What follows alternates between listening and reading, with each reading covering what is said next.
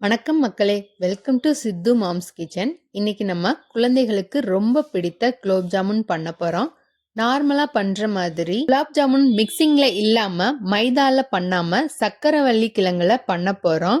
3 ingredient இருந்தா போதும், நம்ம சக்கரவள்ளி கிழங்குல குலோப் ஜாமுன் ரெடி பண்ணிடலாம். சக்கரவள்ளி கிழங்கு, பால் பவுடர், நாட்டு சக்கரை. ஸ்டார்ட் பண்ணலாம் வாங்க.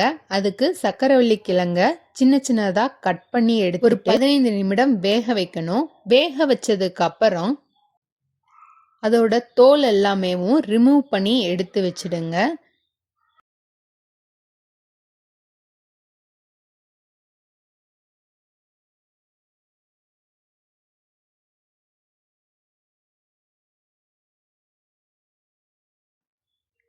இந்த மாதிரி தோல் எல்லாம் ரிமூவ் பண்ணி எடுத்ததும் வேக வைத்த சக்கரவள்ளி கிழங்க நல்லா மசிச்சு எடுத்துக்கோங்க. கைட்டையே இந்த மாதிரி நல்லா மசிச்சுக்கோங்க. அது கூடவே 1 கப் பால் பவுடர் சேர்த்துக்கோங்க. உங்ககிட்ட இருக்கிற எந்த பால் பவுடர்னாலும் சேர்த்துக்கோங்க. நான் இன்னைக்கு அமுல் பால் பவுடர் 1 கப் எடுத்திருக்கேன்.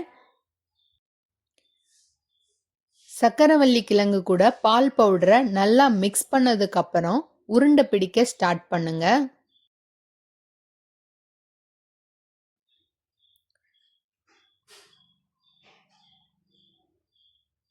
உருண்டை பிடிக்கும்போது இந்த மாதிரி நல்லா அழுத்தி உருண்டை பிடிங்க.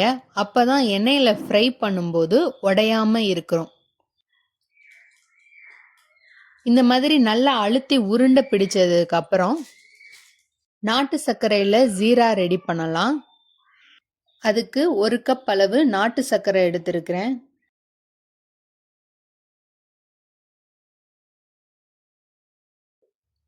ஜீரா ரெடி பண்ணும்போது கொஞ்சமா ஏலக்காய் பொடி சேர்த்துக்கோங்க. ஜீரா ரெடி பண்ணுறதுக்கு எந்த கப்பில் நாட்டு சர்க்கரை எடுத்தீங்களோ அதோட பாதி அளவு தண்ணி ஊற்றிக்கோங்க. தண்ணி ஊற்றி கொஞ்சம் ஏலக்காய் பொடி சேர்த்துக்கோங்க. சேர்த்து ஒரு கொதி வந்ததும் ஸ்டவ்வை ஆஃப் பண்ணிடுங்க. ஜீரா அப்படியே இருக்கட்டும். நம்ம இப்போ ஃப்ரை பண்ண ஸ்டார்ட் பண்ணலாம். ஃப்ரை பண்ணுறதுக்கு எண்ணெய் நல்லா சூடாகணும்னு அவசியம் இல்லை. லைட்டாக சூடாக ஆரம்பித்ததுமே நம்ம ரெடி பண்ண உருண்டைகளை போடுங்க. ஸ்டவ்வை மீடியம் ஃப்ளேம்லேயும் ஹை ஃப்ளேம்லேயும் மாறி மாறி வச்சு ஃப்ரை பண்ணுங்க.